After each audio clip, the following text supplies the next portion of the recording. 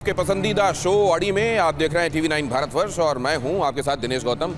16 दिसंबर आज की तारीख 1971। पाकिस्तान चाहता है कि किसी तरीके से कैलेंडर से यह तारीख खत्म हो जाए, लेकिन यह हो नहीं सकता। और जो इतिहास में पत्थर पर किसी लकीर की तरह दर्ज है, वो आज की तारीख विजय दिवस के तौर पर दर्ज है, जब बांग्लादेश बना। पाकिस्तान की उस समय की जकड़न से इस हिस्से को आजादी मिली और ये पूर्वी पाकिस्तान बांग्लादेश बना। आज ये बात और है कि बांग्लादेश को फिर से जकड़ में लेने के चक्कर में है ये आतंकी ऑक्टोपस। क्या होने वाला है इसका आगे, उस पर तो चर्चा करेंगे ही। कैसे आतंक वाले वो स्ट्रीक्स इस समय बांग्लादेश में एक बार फिर नजर आने लगे हैं, उस पर भी चर्चा होगी। लेकिन नए साल में कैसे दुनिया भर में आतंक पैर पसारना चाह रहा था। अब भी कई जगहों पर अंदेशे हैं, कई जगहों पर प्लॉट फॉइल कर दिया गया है, लेकिन आप अगर ये देखेंगे तो ये समझ में आएगा कि देखिए कट्टरता का ये जहर जो पाकिस्तान ने बोया है, ये अलग अलग जगहों पर कैसे मैनिफेस्ट कर रहा है और नए साल की खुशियों पर कैसे ग्रहण लगाए जाने की तैयारी थी। आज अड़ी में इसी पर करेंगे चर्चा। आतंकवाद के इस राक्षस के चेहरे से पर्दा एक बार फिर हटाया जाएगा, और जब पर्दा हटेगा तो जाहिर है कौन दिखाई देगा, बताने की जरूरत नहीं है। कैसे, बताता हूं। पहले ये खबर देखिए। नए साल पर दुनिया में आतंकी हमले का खतरा। कई देशों में 31 दिसंबर की रात हमले की साजिश थी। कई देशों में आतंकी हमले का अंदेशा। बड़े धमाके की प्लानिंग में थे आतंकी। कहां कहां पर यह षड्यंत्र रचा जा रहा था, कहां कहां पर इसका पर्दाफाश हो चुका है, और कैसे सावधान रहने की जरूरत है, आंख कान नाक खुले रखने की जरूरत है, क्योंकि आगे कोई भी ऐसा मौका जहां पर कुछ लोगों की नजर में काफिर समझे जाने वाले लोग एक साथ इकट्ठे होकर कोई त्योहार मना रहे होंगे, कोई जश्न मना रहे होंगे, वहां उनके साथ कब क्या अनहोनी हो जाए। आतंक का और कट्टरता का ये राक्षस न जाने कितनों को आगे निकल जाने का मंसूबा पाले बैठा है। इस बात को ध्यान रखते हुए हमको, आपको, सबको सावधान रहने की जरूरत है। अगली खबर देखिए। अमेरिका में बड़े धमाके की साजिश नाकाम हुई है। बड़े आतंकी हमले की साजिश नाकाम की गई है। लॉस एंजलिस में थी बड़े धमाके की प्लानिंग। लॉस एंजलिस में बड़े आतंकी हमले की प्लानिंग चल रही थी। FBI ने 4 लोगों को गिरफ्तार किया है। 31 दिसंबर की शाम हमले का प्लान था। नए साल की तैयारियों में, नए साल के जश्न के खुमार में जब लोग डूबे हुए हों, उस समय यहां धमाके को अंजाम दिया जाए, और इसे नाम दिया गया था मिडनाइट सन। मतलब रात के समय धमाके का इतना प्रकाश हो, इसकी इतनी चकाचौंध हो कि वो रात में उगाए किसी सूर्य की तरह दिखाई दे, इसीलिए इसका नाम रखा गया था द मिडनाइट सन। लेकिन षड्यंत्र को वक्त रहते भांप लिया गया और इन इरादों को नाकाम कर दिया गया। लेकिन सवाल यह है कि ये एक जगह पर किया गया इरादा नहीं था, एक खास कम्युनिटी के खिलाफ किया गया इरादा नहीं था। ये इरादे तमाम अलग अलग जगहों पर अलग अलग रूपों में दिखाई देते हैं। आखिरकार ऐसा ही इरादा आपको पहलगाम में दिखाई दिया, आपको ऐसा ही इरादा ऑस्ट्रेलिया में दिखाई दिया, ऐसा ही इरादा इसके पहले आपको पेरिस में दिखाई दे चुका है, लंदन में दिखाई दे चुका है, मुंबई आपको याद होगा वहां दिखाई दे चुका है। इसीलिए ये सावधान करने वाली खबर आपके सामने। उसी का एक पहलू ये कि यूरोप में भी बड़ी आतंकी साजिश नाकाम की गई है। अगली खबर फ्लैश कीजिए।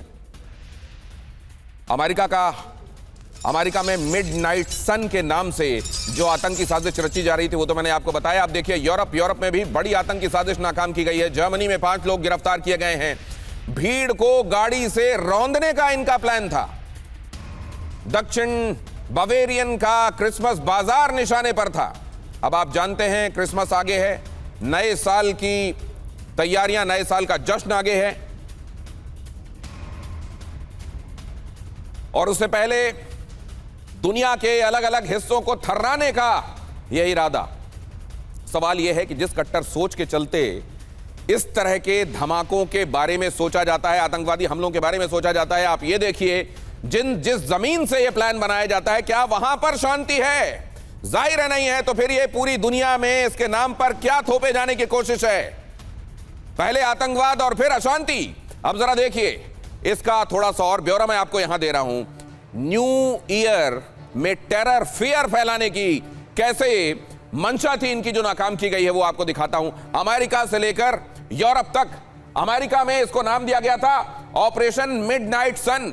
और आप अंदाजा लगा सकते हैं इसका मतलब यह था कि जब लोग 31 दिसंबर मतलब 1 जनवरी के आने के पहले जब नए साल के स्वागत में जश्न मना रहे हों, उसके खुमार में डूबे हुए हों, तब यहां ऐसा धमाका किया जाए कि लगे कि रात में जैसे सूर्य उगा आया है। और इसीलिए इसका नाम रखा गया था द मिडनाइट सन।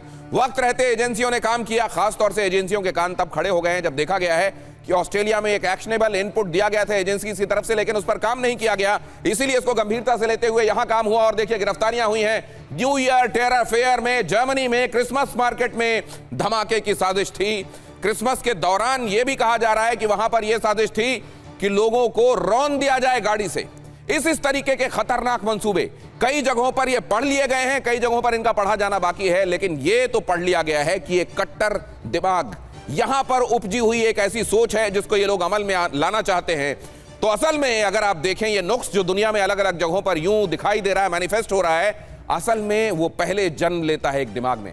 उस दिमाग में जिसको कट्टरता का पाठ पढ़ाया जाता है मजहब के नाम पर, उस जगह जहां पर उसको बरगलाया जाता है, इंसान को इंसान के अगेंस्ट बरगलाया जाता है किसी मजहब का, किसी दीन का नाम लेकर, ये वहां से उपजी हुई मानसिकता है। मेरे साथ जुड़ने वाले खास मेहमान आपको ये बताएंगे कि कैसे लोगों को, कई बार तो पढ़े लिखे लोगों को भी इस कदर इंडोक्ट्रिनेट कर दिया जा रहा है, और कैसे आज तक इस 21वीं सदी में भी इस तरीके के सोच वाले लोगों की पूरी फैक्ट्री है, ये फैक्ट्री चलाई जा रही है। और ये फैक्ट्री जहां सबसे खतरनाक और विद्रूप रूप में दिखाई देती है वो है पाकिस्तान। लेफ्टिनेंट जनरल संजय कुलकर्णी मेरे साथ आज की शाम इस चर्चा में हैं। मेरे साथ कर्नल शैलेंद्र सिंह भी इस चर्चा में जुड़ रहे हैं। ब्रजेश मिश्रा जो कि विदेश मामलों के जानकार हैं, मेरे साथ इस चर्चा में शामिल हो रहे हैं। पूर्णिमा नाथ पॉलिटिकल एक्सपर्ट हैं, अमेरिका से हमें ज्वाइन कर रही हैं। डॉक्टर इरशाद अहमद खान हमारे साथ पाकिस्तान मुस्लिम लीग नवाज के नेता हैं जो हमारे साथ इस वक्त चर्चा में शामिल हो रहे हैं। आप सबका बहुत स्वागत करता हूं। आतंकी हमलों के खौफ से दुनिया में हलचल है। फ्रांस समेत 5 देशों में न्यू ईयर का कार्यक्रम रद्द कर दिया गया है। भीड़ के जुटने पर कड़ी पाबंदी लगा दी गई है। भीड़ भाड़ वाले इलाके में सुरक्षा बल तैनात कर दिए गए हैं। तो ये देखिए दुनिया को हम किस तरीके का बनता हुआ देख रहे हैं, जहां पर लोग एक साथ जुटकर जश्न नहीं मना सकते। अगर जश्न में जुटे हुए हों तो उनके दिमाग में लगातार ये अंदेशे हों या एप्रीहेंशंस हों कि कहीं कोई अनहोनी तो नहीं हो जाएगी। सुरक्षा बलों के लिए भी बड़ी बड़ी तगड़ी चुनौती। आखिर कितनी चीजों को फ्रिस्क किया जाए, कितनी चीजों को देखा जाए, कितनी चीजों को इंश्योर किया जाए इतनी भीड़ भाड़ वाले इलाकों में। जाहिर है इस बात की गुंजाइश हमेशा बनी रह सकती है कि कहीं कोई छोटी सी चूक और एक बड़ा हमला करने में आतंकी, और खासतौर से ऐसे आतंकी जो अपने आप को मारने के लिए हमेशा तैयार हैं, ये इनसे निपटना एक बड़ा चैलेंज है। न्यू ईयर में टेरर फेयर, असल में जब भी जश्न मनाए जाने की जहां भी बड़ी तादाद में लोग जुटे हुए होते हैं और इन लोगों की निगाह में वो ऐसे लोग होते हैं जो शायद कुफ्र कर रहे हैं, जो ऐसे लोग हैं जो काफिरों की जमात बनाते हैं, वहां पर कभी भी इस तरीके के मानसिकता के लोग हमला कर सकते हैं। मैं सबसे पहले आपके पास आ रहा हूं कुलकर्णी सर, ये समझने के लिए कि ये तो दिनों दिन, मतलब अब दुनिया को एकजुट होने के साथ इसको खत्म करने की दिशा में जहां काम करना चाहिए, ये फेयर और बढ़ता क्यों जा रहा है? दिनेश जी बहुत बहुत धन्यवाद। मकसद एक को मारो और लाखों को डराओ, मकसद वही है। और उस मकसद को दूर करने के लिए एक ही तरीका है कि हम सब ने, ये एक पहले सबसे बड़ी बात शुरुआत करने से पहले, कि आतंक का कोई मज़हब नहीं होता है, लेकिन अगर कोई मज़हब बार बार उस आतंक में पाया जाता है तो उस मज़हब के कई लोगों को थोड़ा बहुत एक इंट्रोस्पेक्शन करना पड़ेगा। ऐसा क्या कारण है कि इसी मज़हब के लोग, मकसद मुझे लगता है, और एक मैं सोच सकता हूँ कि जब हम इस्लाम के बारे में बात करते हैं तो इस्लाम इज़ अ पीसफुल रिलीजन, इस पर कोई शक नहीं है। इस्लाम और कोई धर्म ऐसा हो ही नहीं सकता जो बैर की बात करे, पर अगर इस धर्म में कई ऐसे लोग हैं जिसका इंटरप्रिटेशन गलत है, तो उस इंटरप्रिटेशन को ठीक करने के लिए कौन कर सकता है? उसी मज़हब के जो मुल्ला हैं, उसी मज़हब के जो इमाम हैं, वही कर सकते हैं, वही बता सकते हैं कि हमें आपके 3% लोग या 4% लोग जो इस सोच के हैं, 96% लोगों को वो इस शक के दायरे में डालते हैं, बदनामी कराते हैं, जो कि ठीक नहीं है। मुझे लगता है वक्त आ गया है इंट्रोस्पेक्शन का, वक्त आ गया है इसका पर्दाफाश करने का कि इस्लाम इज़ अ पीसफुल रिलीजन। इस्लाम में ऐसा कोई नहीं, ये नहीं है जिहाद है, लेकिन जिहाद किसके बरखिलाफ है? अपने बरखिलाफ, आपके अंदर अपनी कमजोरियों के खिलाफ लड़ाई, संघर्ष, असल में तो ये फिलॉसफी, लेकिन इसकी तर्जुमानी करने वाले कुछ लोग ऐसे हैं जो उन चीजों का इंटरप्रिटेशन ऐसे करते हैं कि लोगों के दिमाग में पूरे तरीके से रेडिकल थॉट्स भर देते हैं। अब जरा देखिए किस तरीके के एप्रीहेंशंस, कितनी जगहों पर अब इस एप्रीहेंशन की वजह से जश्न के कार्यक्रम को रद्द करना पड़ा। क्या नए साल की शुरुआत, क्या नए साल का स्वागत, क्या उसकी बोहनी ऐसी होनी चाहिए? न्यू ईयर, टेरा फेयर, जरा देखिए कहां कहां पर क्या हो रहा है। बहुत जल्दी से ये दिखाने के बाद पूर्णिमा नाथ जी आपके पास आने वाला हूं, क्योंकि वहां पर ये ऑपरेशन मिडनाइट, सबसे पहले वहां से ये जो चर्चा हुई। अब जरा देखिए, लाइव कॉन्सर्ट फ्रांस में रद्द कर दिया गया। यहां पर कहा गया कि नहीं, फिर हम ऐसा जोखिम नहीं ले सकते। अगर यूरोप में कई जगहों पर इस तरीके से ये डर बड़े होते जा रहे हैं तो हम फिर कोई रिस्क नहीं लेंगे। अगर आपको जहां पर लोगों का जुटान हो रहा है, जहां ग्रीटिंग्स एक्सचेंज की जा रही है, एक दूसरे को बधाई दी जा रही है, वहां अगर ऐसा होने लगे तो समझिए, ये देखिए शिबुया, यहां पर काउंटडाउन, जापान की बात कर रहा हूं मैं, यहां पर काउंटडाउन होना था नए साल के लिए और वो इवेंट रद्द कर दिया गया। यहां भी लोगों की जुटान होने वाली थी और यहां पर यह करना पड़ा। इटली में देखिए, भीड़ जुटने पर कड़े प्रतिबंध लागू किए गए हैं। ये प्रतिबंध इसलिए लगाने पड़े हैं क्योंकि यहां पर भी उसी तरीके के डर हैं। ये डर दुनिया में फैलाकर असल में क्या बताने की कोशिश की जा रही है? ये इटली हो, ये जो फ्रांस की बात मैंने आपको बताई, जापान की बात मैंने आपको बताई, आपने देखा कि क्या हुआ है। यहां हनुक्का फेस्टिवल को मनाने के लिए जो ज्यूस जुटे हुए थे बॉन्डी बीच में, सिडनी में, वहां क्या हुआ? कुल मिलाकर दुनिया को ऐसा क्यों बनाया जा रहा है? क्या किसी भी सूरत में, और ये बात बहुत बड़ी बात कही है जनरल कुलकर्णी ने, कि उन 4% लोगों का बहिष्कार करना, उनको समाज से निकालना और कहना कि ये लोग विलेन हैं, इस समाज के लिए गलत नाम लेकर आ रहे हैं, इनको हटाया जाना चाहिए, बहुत बड़ी जिम्मेदारी है समाज की, दुनिया की, देशों की। लेकिन क्या ये हो रहा है? कर्नल शैलेंद्र, ये सबसे बड़ा सवाल है कि ये हो क्यों नहीं रहा है? दिनेश जी, जय हिंद, नमस्कार। मैं आज आपके चैनल पर एक बहुत बड़ी बात बोलने वाला हूं और बड़े सीरियस नोट पर बोल रहा हूं। आपका शो खत्म होने से पहले पहले आपको दिख जाएगा वो कौन लोग हैं जो इस चीज़ को सपोर्ट करते हैं। आपको दिख जाएगा कि वो टेररिज्म को सपोर्ट करने वाले कौन हैं, उनकी आइडियोलॉजी क्या है क्या नहीं है।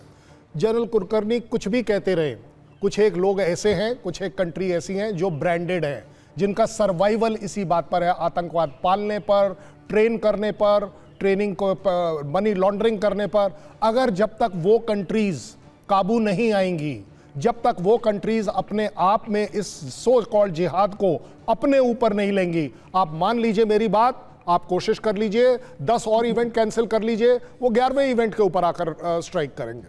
मैं आपको बड़ी जिम्मेदारी से बता रहा हूं और आप देखेंगे आज 30 मिनट के अंदर मैं आपके सामने दिखा दूंगा कि कैसे, कौन किसके क्या पीछे है। इस पूरी टेररिज्म के पीछे अगर कोई दुनिया में शक की नजर से देखता है तो किसकी तरफ देखता है, क्यों देखता है, क्यों ट्रेनिंग कैंप्स वहीं पाए जाते हैं, क्यों सारे के सारे। आप तो फिर भी शक, अब इसमें शक कहां रह गया? मैं भरोसे की बात कर रहा हूं। अब तो ये भरोसा हो गया है जी, अब तो ये इत्मीनान हो गया है कि एक्चुअली होता कहां से है ये। लेकिन सवाल ये है कि उन्होंने अपने यहां पर इसको प्लग करने के लिए, एक तो क्या है, आजकल वो सताया हुआ भी खुद को दिखा रहे हैं। अब जिसके बारे में बात हो रही है वो सुन भी रहे हैं और समझ भी रहे हैं। लेकिन उसके पहले मैं पूर्णिमा नाथ जी के पास जाना चाहता हूं। पूर्णिमा नाथ जी, ये तो बहुत बड़ा एक षड्यंत्र था और शुक्र है कि वहां एजेंसीज ने वक्त पर इस पर एक्शन लिया, वरना ये मिडनाइट सन, नाम देखिए। हाँ, नमस्ते। Thank you so much for having me Dinesh ji. जय हिंद। पहले तो मैं ये बात कहूँगी कि जो नारा लगाते हैं ना, टेररिज्म का कोई रिलीजन नहीं होता है, ये तो माइंडसेट से आती है ना। ये अगर आप दर्शकों से सदियों से आप सिखाते आए हो मेरा रिलीजन सबसे बेहतर है और बाकी सब इंफीरियर है, एक सुप्रीमेसिस्ट एक जो आइडियोलॉजी है उसको आपका तो दिमाग पे असर पड़ेगा ही ना। हमारे ट्विटर फीड देख लीजिए, हमारे फेसबुक देख लीजिए, हम it's not just one religion sir, Abrahamic religion का जो ये हिस्ट्री रहा है, आप देख लीजिए कितने नॉन एब्राहमिक्स को मार दिया। आप कितना इवेंट को आप बंद करवाओगे, अलर्ट पे लगाओगे, लोग तो जुड़ेंगे ना। तो इनकी माइंडसेट के ऊपर अगर आप टारगेट नहीं करेंगे तो आईसिस क्या है, अलकायदा क्या है, एलईटी क्या है, जैश मोहम्मद क्या है, आप किसी को बंद नहीं कर पाओगे। ये एक के बाद एक आने वाला है, ये सदियों से यही चलते आया है और हमारे जैसे लोगों को सिखाया गया सब धर्म एक है। धर्म वैसे भी धर्म और रिलीजन सेम नहीं है, धर्म एक नहीं होती है। हमें ये सिखाया नहीं गया है कि एक्चुअली सब धर्म है कि नहीं होती है। हमारे जो सोच है वो डिफरेंट है बाकी लोगों से, और जो वॉर टैक्टिक्स में बिलीव करते हैं और एडिक्टेड होते हैं वॉर में, आप उनको जाके क्या सिखाओगे पीस के बारे में? वो पीस थ्रू स्ट्रेंथ बताते हैं। अब वेस्टर्न कंट्री हो, मिडिल ईस्टर्न कंट्री हो, कोई और हो, फर्क नहीं पड़ रहा है। जो माइंडसेट का डिफरेंस है इसके ऊपर आपको बात करना पड़ेगा Dinesh ji, because this is exactly where we are. हम आपने दो फंस बड़ी गए बातें बीच कही में। हैं। एक तो ये हम ना इधर का ना उधर का हो गए। खुद को सर्वश्रेष्ठ मानना, दूसरों को इंफीरियर मानना, और सिर्फ इतना ही नहीं, दूसरों को इंफीरियर इस हद तक मानना कि या तो वो इस तरफ आए या उनको जीने का हक ही नहीं है। ये वाली जो मानसिकता है ये बड़ी खतरनाक मानसिकता है। लेकिन एक बात आप और पूर्णिमा जी मानेंगी कि वही चाकू होता है जिससे किसी को ऑपरेट करके उसको जिंदगी भी दी जाती है, और वही चाकू नश्तर के तौर पर भी इस्तेमाल किया जाता है। ये इस्तेमाल करने वाले के विवेक पर होता है कि उसका वो क्या करने वाला है। तो सवाल यह है कि ऐसे लोगों की जमात बनाने वाले लोग कहां हैं, और सबसे ज्यादा इस तरह के लोग कहां बनाए जा रहे हैं, कहां रेडिकलाइज किया जा रहा है, कहां इंसान को इंसान के खिलाफ खड़ा करके उसको यह बताया जा रहा है कि लोगों को मारोगे तो एक्चुअली वो सही राह है तुम्हारी। अब मैं जरा इसको लेकर ब्रजेश जी के पास जाऊं। ब्रजेश जी, इन सब चीजों का ये तो बहुत दिनों से चल रहा है, यूरोप ये महसूस कर रहा है कि शरणार्थियों को लेकर उसने एक वक्त पर जो डिसीजन लिया, क्या वो उसके लिए भारी पड़ गया? क्या जो उसने इंसानियत दिखाई, वो इंसानियत उसके लिए एक्चुअली उसके लिए यही सबसे बड़ी समस्या बन गई? ये तो पूरा यूरोप इसको सोचने में लगा हुआ है। लेकिन एक, क्या सोचने में देर हो गई है? दो, क्या हमेशा ये एप्रीहेंशंस बने रहेंगे? वहां लोगों को क्या लगता है? देखिए, ये पहली बार नहीं हो रहा है। मतलब अगर आप फ्रांस की, मैं स्पेसिफिक फ्रांस की बात करूं तो 2018 में क्रिसमस टाइम पे, I think it was 22 December something था, सेम क्रिसमस टाइम पे मार्केट पे इस तरह के इंसिडेंट हुए थे जिसमें 5 लोग की डेथ हो गई थी, शूटिंग हुआ था। तो अब बात करते हैं लोगों की। ऑफ कोर्स लोग बात कर रहे हैं इस तरह की चीजें। मतलब पहले यूरोप इतना इंटरेस्ट नहीं दिखा रहा था, लेकिन अभी जो रिसेंटली लास्ट 5 या 6 ईयर्स में जो हुआ है, ठीक है, डेफिनेटली ड्यूरिंग द क्रिसमस कोई भी फंक्शन होता है, कोई भी इस तरह के इवेंट होते हैं, नॉर्मली क्रिसमस यहाँ का बिग इवेंट होता है, Christmas to New Year, okay, लोग बात करता है, पुलिस एक्टिव होती है। अब कुछ स्कैरी नहीं, बट सबको लगता है कि might be something will happen. So अभी अब रिसेंटली जो सिडनी में इंसिडेंट हुआ, उसके बाद पे फ्रांस में बहुत सारे इवेंट उन्होंने कैंसिल कर दिया। कुछ एरिया में साइकिल ले जाना मना कर दिया है। जो क्रिसमस मार्केट वहाँ होते हैं, दिस वीकेंड से स्टार्ट हो जाएंगे क्रिसमस मार्केट एवरीवेयर, तो वहाँ पे काफी सारे रिस्ट्रिक्शन लगा दिया। आप साइकिल लेकर उस एरिया में नहीं जा सकते, आप कार पार्किंग को दूर कर दिया गया है वहाँ से, कुछ एरिया से, ताकि पुलिस के पास एक लिमिटेड फोर्स होता है। कोई भी इमेजिन नहीं कर सकता। बस उनकी जो सोर्सेज हैं, जस्ट लाइक जो जर्मनी में हुआ, जो सोर्सेज उसकी बेस पे वो डिस्क्लोज भी नहीं करते हैं, बट वो ट्राई कर रहे हैं किसी तरह से मैनेज किया जाए। तो उन्हें काफी सिडनी के इंसिडेंट के बाद ऑफ कोर्स लोगों में पैनिक तो नहीं है, बट ऑफ कोर्स लोगों में क्वेश्चन है, ठीक है, इस तरह की चीजें क्या यहाँ पे भी हो सकती है या नहीं हो सकती है। और उस पैनिक को दूर करने के लिए गवर्नमेंट भी बहुत सारी एडवाइजरी जारी की है कि आप भी थोड़ा सा केयर रहें। कुछ अगर आपको ऐसा सस्पेक्टेड लिखता है तो please inform to the local police, क्योंकि यहाँ पे 2 तरह की पुलिस होती है, एक होती है सिविल पुलिस होती है, एक एडमिनिस्ट्रेटिव पुलिस होती है। तो आपको ऐसा कुछ लगता है तो please inform to the police, okay. तो इस तरह की चीजें यहाँ पे भी हैं। और ऑफ कोर्स लोग बातें करता है, पहले लोग बातें नहीं करता था, बट अब डेफिनेटली ऑफिस में जाओ या कहीं भी जाओ, लोगों इस तरह की बातें करता है कि ऐसा नहीं होना चाहिए था। एक चीज मैं बहुत अच्छे से ऐड करना चाहूंगा, जो सिडनी में इंसिडेंट हुआ, किस तरह से लोग नैरेटिव चेंज कर देता है।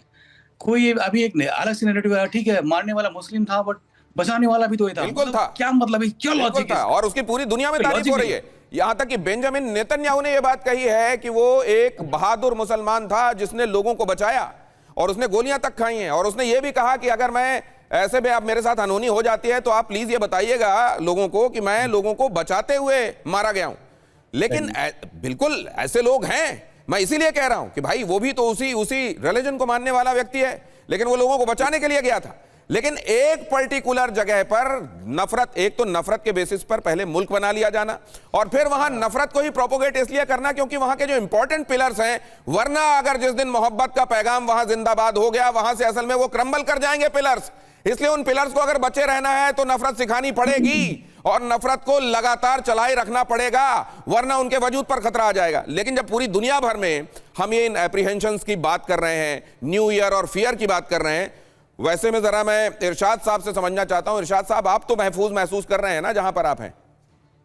बहुत शुक्रिया। पहले तो दिनेश, मैं ये कहूंगा कि आपको लगता नहीं कि चोर मिचाए शोर वाली बात है कि आप जितना वावेला कर रहे हैं, देखिए पूरी दुनिया की उंगलियां किस तरफ है, पूरी दुनिया की उंगलियां हिंदुस्तान की तरफ है। देखिए दूसरी बात, अभी जरा मेरी बात सुनिए। आपने तो छत की तरफ कर रखी है। अभी जरा सुने, आप किसी के दरमियान में नहीं बोले। दिनेश, मुझे 1 मिनट बोलने दीजिएगा। बोलिए। अभी उंगली हो गई कर्नल साहब को भी। बात यह है कि देखिए, हमने धर्म की बात नहीं की, हमने सिख, हिंदू, मुस्लिम, ईसाई की बात नहीं की, हमने इंसानियत की बात की। मैं मुसलसल चीख चीख करके आपके तमाम चैनल्स पे ये कह रहा हूं, एक इंसान का कत्ल पूरी इंसानियत का कत्ल है। देखिए, आज पूरी दुनिया के चैनल, सिर्फ आप अपने हिंदुस्तान के मीडिया को छोड़ करके, जो मुदी मीडिया है, इसको छोड़ करके इंटरनेशनल चैनल्स देखिए और देखिए कि पूरी दुनिया क्या कह रही है, उसके इशारे किस तरफ जा रहे हैं।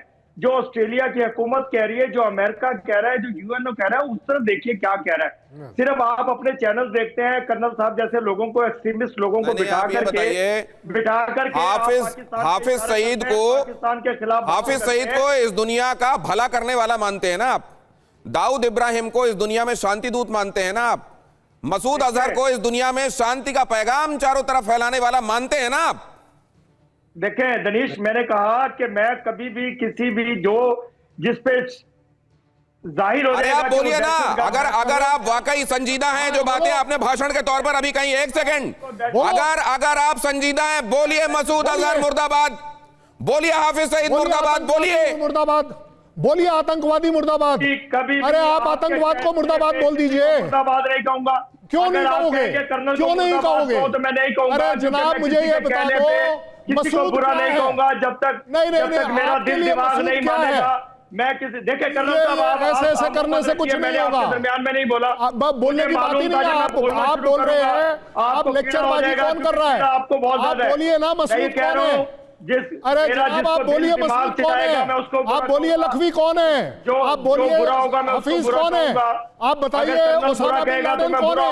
कर्नल को बुरा कहूंगा। अरे जनाब, कर्नल को क्यों बुरा कहोगे? आपसे सवाल पूछा जा रहा है, उस पर जवाब दीजिए। ओसामा बिन लादेन कहां से मिला, कहां मारा गया? बिल्कुल नहीं बोला कर्नल साहब, अरे बोल दिलेंगे तो सुना।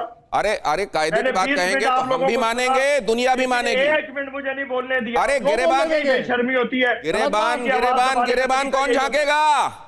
पूरी दुनिया में टेरर का एक्टर, डायरेक्टर, एक्सपोर्टर कौन है? कौन मानेगा? चोर मिचाए शोर आप लोग हैं, आप दहशतगर्द हैं। ओ भाई, हम तो बोल रहे हैं तो एक नाम बोल। का इशारा आपकी तरफ है। अरे इशारा नहीं है, इशारा कर रही है। हमारा भरोसा है, हिंदुस्तान का नाम आ रहा है, प्रूफ दिया हुआ है। में राह का नाम आ रहा है। इरशाद भाई, अगर इरशाद भाई आपको भाई बोल रहा हूँ ना, तो वो हिंदुस्तान की वजह से बोल रहा हूँ। ट्रेनिंग हासिल करके, अदरवाइज आप मेरे सामने एक बार बोल दीजिए कि हाफिज कौन है। आप एक बार बोल दीजिए मसूद कौन है। आप एक बार बोल उनके हीरो हैं कौन है? अरे हीरो है, दो काम कीजिए, या तो बोलिए इरशाद साहब बोल दीजिए कि सब मेरे हीरो हैं और जिंदाबाद, या बोल दीजिए ये सारे के सारे मानवता के दुश्मन हैं, मुर्दाबाद। बोलिए, कोई एक चीज कीजिए, एक सेकंड सर, बोलिए सर, टेररिज्म।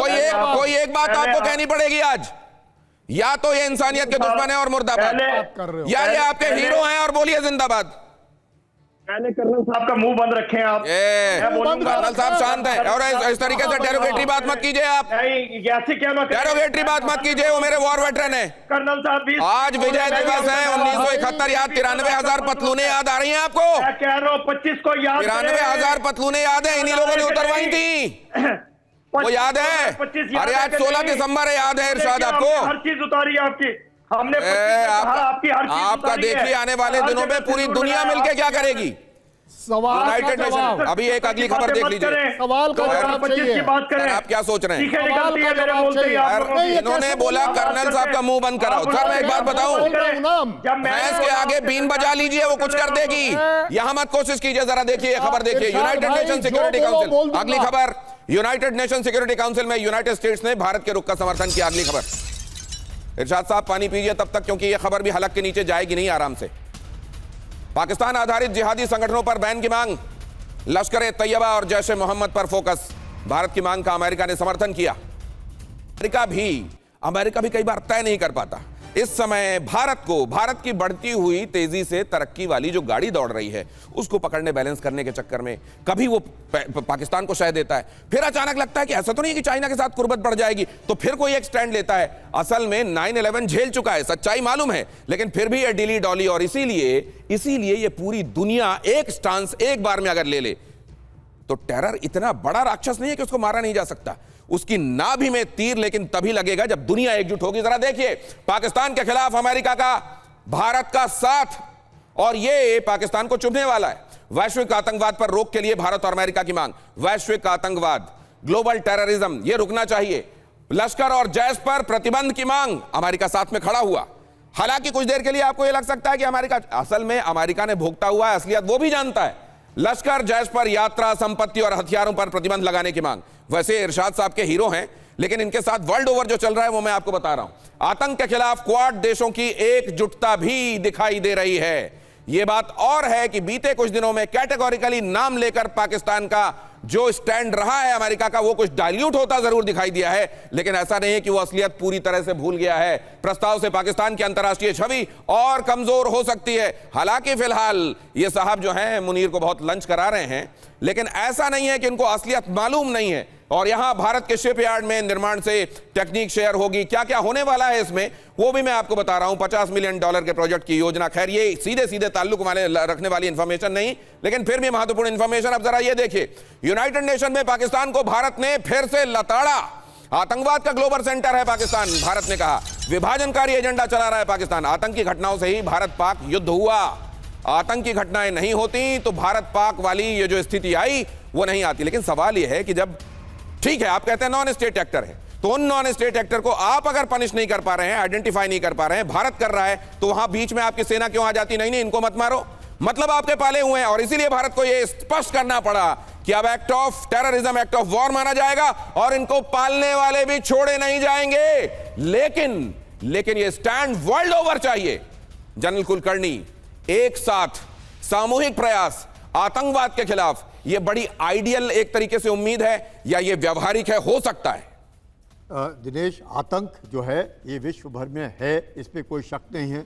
इसको पाकिस्तान ने एक तरीके से अपना बहुत एक तगड़ा एक्सपोर्ट मॉडल बना रखा है।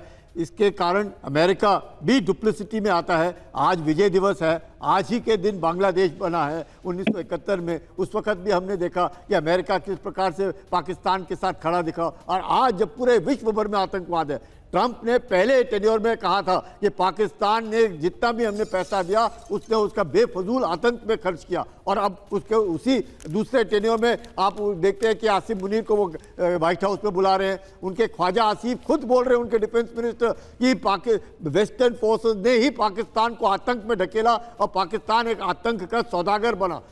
और पाकिस्तान पूरे विश्व भर में कहीं पर भी हो, कितने भी आतंकी घटनाएं हो, वहां पाकिस्तान की तार पाई जाती है। सर ये जो आपने कही, सर एक सेकंड रोकूं, ये देखिए ख्वाजा आसिफ ने कहा है और ये इंटरव्यू में सीधे सीधे कहा है कि हाँ हमने आतंकवादियों को पाला पोसा है, क्या करें, हमारे सामने स्थितियां बन गई। लेकिन आपको एक नजीर दिखाता हूं, देखिएगा। इरशाद साहब ये भी नहीं मानेंगे, कह देंगे किसी दूसरी दुनिया का है, आप फोर्ज कर रहे हैं, गलत चला रहे हैं, है ना इरशाद साहब? आप मुझे बोलने दीजिएगा, बोलने कीजिएगा। इतना कौवा काटेगा ना आपको अगर झूठ बोलने पर काटता होगा कि बड़ा मुश्किल हो जाएगा ड्रेसिंग करना आपके लिए। लेकिन चलिए कुछ कह दीजिए सच्चाई, शायद कुछ ये पुराने आपके पाप धुल जाएं। ये ख्वाजा आसिफ ने कहा है, मैंने नहीं कहा है। आपने टेरर को एड एबेट किया है, ये ख्वाजा आसिफ ने माना इंटरव्यू में। आप भी मानते हैं कि नहीं? मैं ये कह रहा हूं, देखिए मैं तो कह रहा हूं कि जब से पाकिस्तान बना है 78 साल से हम दहशतगर्दी का शिकार है। मेरे हुकूमत के लोग भी सब यही कह रहे हैं। और दहशतगर्दी करवाता कौन है वो भी आपको मालूम है। आज मुझे अच्छा लगा गुलकर्णी साहब ने हमारे इस्लाम की तशरीह की कि इस्लाम एक मोहब्बत करने वाला दीन है। आपका इस्लाम वो इस्लाम होता तो आप अलग देश बनाकर नहीं जाते। ये मेरे आपका देश वो आपका इस्लाम वो इस्लाम होता तो अलग देश नहीं बनाते। और आपके आसिम मुनीर ये नहीं कहते कि Hindus are different in all possible aspects of life. आप ये मत कीजिए। मेरे दरमियान में कर्नल साहब ने लाजिम शोर करना है, मैं बिल्कुल नहीं बोलता। ये मैं बोल रहा हूँ। अरे आप बोलते हैं, हर एक बात पे झूठ बोलते हैं। आपका हर हर्फ झूठ का होता है। और कर्नल साहब आपको सपने में भी आते होंगे। देखिए पिछले 3 दिन से मैं आप पे रोशनी डाला था, आपके झूठ पे सारे झूठ साबित हुए। ऑस्ट्रेलिया से लेकर अफगानिस्तान से लेकर कश्मीर से लेकर हिंदुस्तान तक जो जो मैंने कहा सच। आप ख्वाजा आसिफ ने सही कहा कि नहीं? मेरा सवाल सीधा है इरशाद, आप उसका जवाब देंगे तो ठीक है, वरना मैं आगे बढ़ जाऊंगा। इरशाद मेरा सवाल आपसे एकदम सीधा है। ख्वाजा आसिफ ने ये बात मानी कि हमने आतंकवाद को पाला पोसा, आप मानते कि नहीं मानते? ख्वाजा आसिफ ने बोला आप मानते कि नहीं मानते? हमारे मुल्क में दहशतगर्दी रही, हम दहशतगर्दी का शिकार है। आपने पाला पोसा है। दहशतगर्दों अरे ख्वाजा आसिफ ने कहा है हमने पाला पोसा है, आप खुद को शिकार बताने लगे।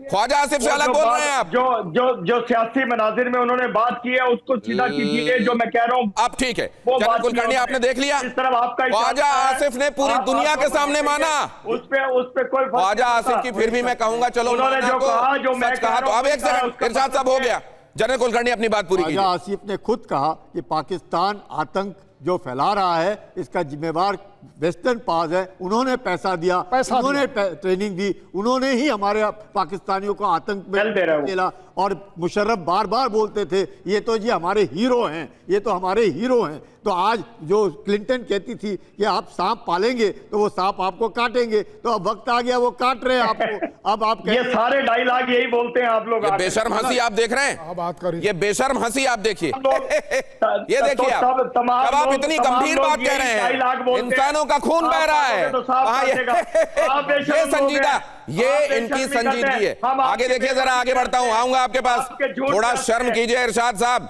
ये हंसने की बातें नहीं है, लोगों का लहू बह रहा है। आप कह रहे हैं हर किसी भी इंसान का खून बहता है, आपको तकलीफ होती है, और हे ये तकलीफ है आपकी। अगली खबर देखिए, यूनाइटेड नेशन में पाकिस्तान की भारत को दो टूक।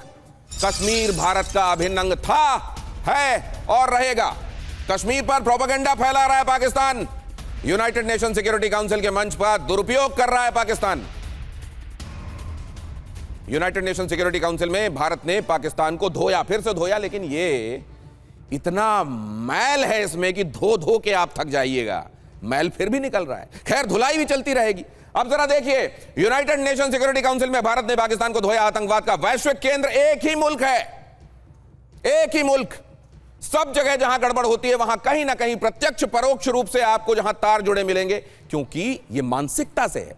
ऐसा नहीं कि कोई कहीं रहने वाला, जमीन से ताल्लुक नहीं होता, उसके दिमाग में आप क्या बो रहे हैं। कोई भी इंसान अपने विचारों का एक समूह होता है, वो जो कहेगा, करेगा, उठेगा, बैठेगा, चलेगा, उसके अंदर भरे हुए जो विचार हैं उस हिसाब से उसका आचरण होगा। और वहां क्या सिखाया जाता है, अभी अभी आपने देखा, इरशाद साहब बता रहे हैं हंसकर कि वहां क्या सिखाया जाता है। पाकिस्तान कई दशकों से आतंकवाद में लिप्त है, यह वहां पर जोर देकर कहा गया। यह वो बात है कि सूर्य पूर्व से उगता है, कहना पड़े, बार बार कहना पड़े, हिंदुस्तान कर रहा है, लेकिन बाकी सबको कभी पूर्व से दिखाई देता है, कभी पश्चिम से दिखाई देता है। असल में सिर्फ पाकिस्तान के लिए मैसेजिंग नहीं है, दुनिया के लिए भी है। कब्जाए इलाकों में अत्याचार रोके पाकिस्तान, जिन जगहों पर ऑक्यूपाई करके बैठा हुआ है उन जगहों पर अत्याचार रोके। आतंकवाद के खिलाफ वैश्विक सहयोग जरूरी है, इसके लिए पूरी दुनिया को एक साथ उठकर सामने आना होगा। भारत ने एक बार फिर से यह बात कही है, भारत ये बात कह रहा है, मुस्तकिल कह रहा है, बार बार कह रहा है।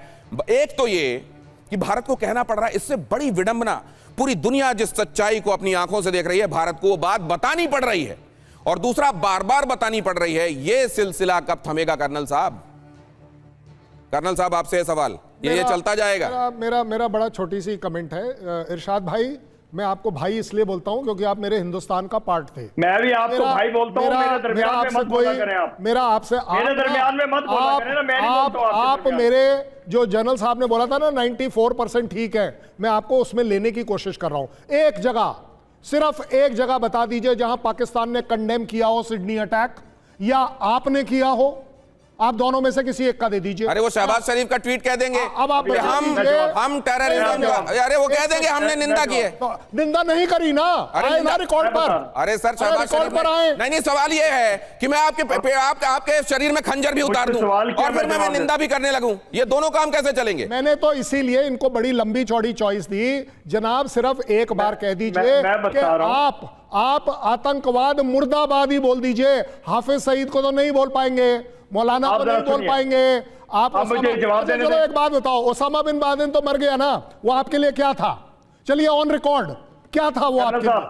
आपके लिए क्या था? मैं जवाब आपके सवाल के अलावा बाकी सब बोलेंगे, बोलिए। आपके सवाल का जवाब देता हूं। देखिए कर्नल साहब, हम हमेशा दहशतगर्दी के खिलाफ हैं, दहशतगर्दों के खिलाफ हैं, दहशतगर्दों को हम मारने पे लगे हुए हैं।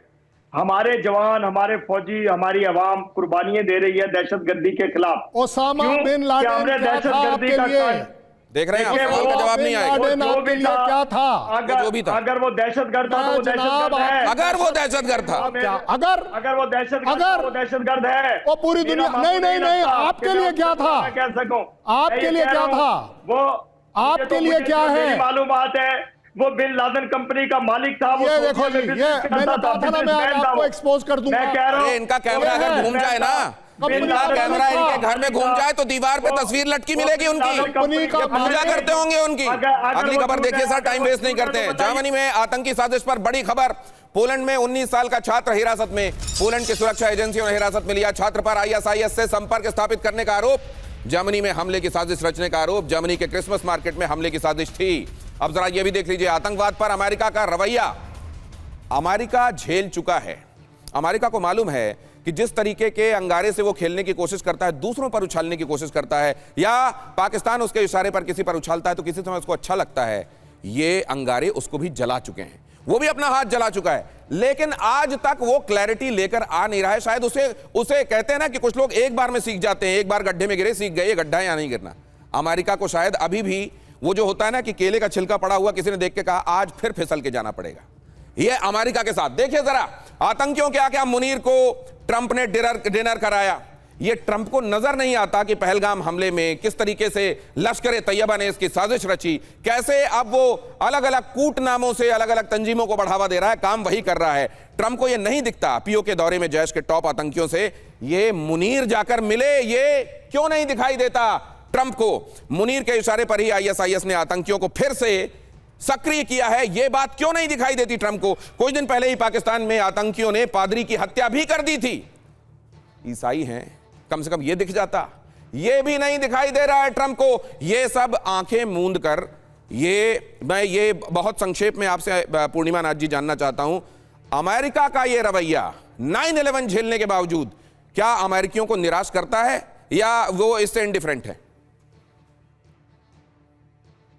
दिनेश जी, ये this is such an important question. मैं आपका जड़ पे लेके जाती हूँ। इंडिया की इंसेप्शन से अमेरिका पाकिस्तान के साथ दे रहे हैं, और I think the alliance is quite mutually beneficial. Purnima ji, आपने बड़ी बात कही ये और मेरे पास वक्त की पाबंदी, आपसे लंबी अब बात नहीं कर सकता, माफी के साथ आपको रोक रहा हूं।